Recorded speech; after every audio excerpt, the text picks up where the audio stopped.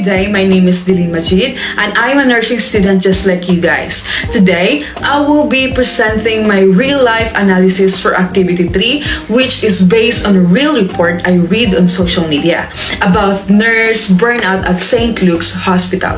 When I read this report, it really made me stop and think, as a future nurses, we will be soon working in the hospital like this. So it's very important for us to understand what is happening in the real world and how it affects both nurses and patients. First, let me explain what the argument is all about. The main issue discussed in the report is nurse burnout, and the argument is based on two premises. The first premise is that nurses at St. Luke Hospital are experiencing serious burnout because of heavy workloads. According to the reports, nurses are putting so much to their energy into their jobs and they feel physically and emotionally drained. This shows that the workload is intense and difficult to manage. The second premise is that because of their burnout, nurses are struggling to maintain a healthy work-life balance. Some of them feel they do not have enough time for themselves or their families, and because of this, some nurses are even thinking about resigning from their jobs.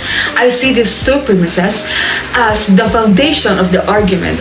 If nurses are overworked and exhausted, if this causes them to think about leaving their jobs, then this becomes a serious problem, not only for the nurses, but also for the patient and the hospital. Now, let's move on to the conclusion.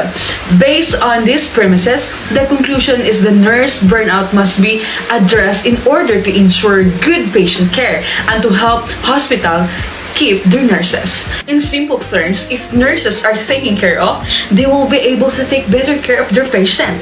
To me, the conclusion makes sense and follows logically from the premises.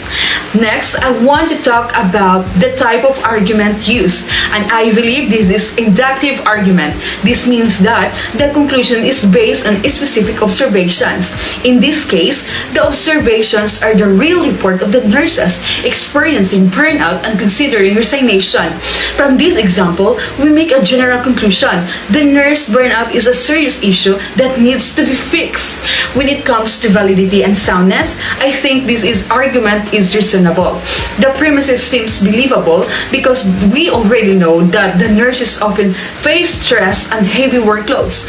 Since the conclusion logically follows from the premises, the argument makes sense. However, because it is inductive, it's not perfect. Now, I will be answering prompt question. First prompt question are, the premises are true?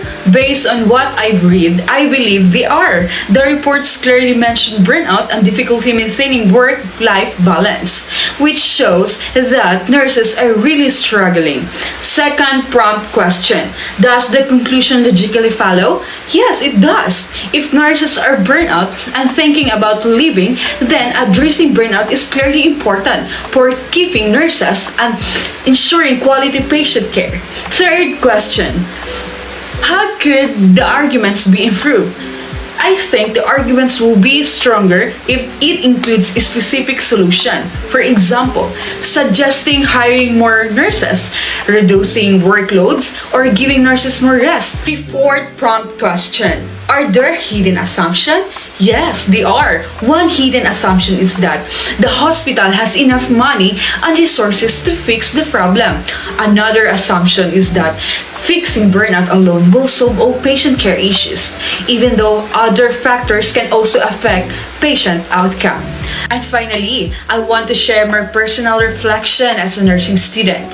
This activity really helped me see how serious nurse burnout is. Before, I knew nurses get tired and stressed, but now I understand how burnout can affect their mental health, job satisfaction, and patient safety. It also made me think about my own future as a nurse. I realized that nursing is not just about caring for patient, it's also about caring for ourselves and supporting each other. As a future nurse, I believe it is important to be aware of these issues, speak up about unsafe workloads, and advocate for better working conditions.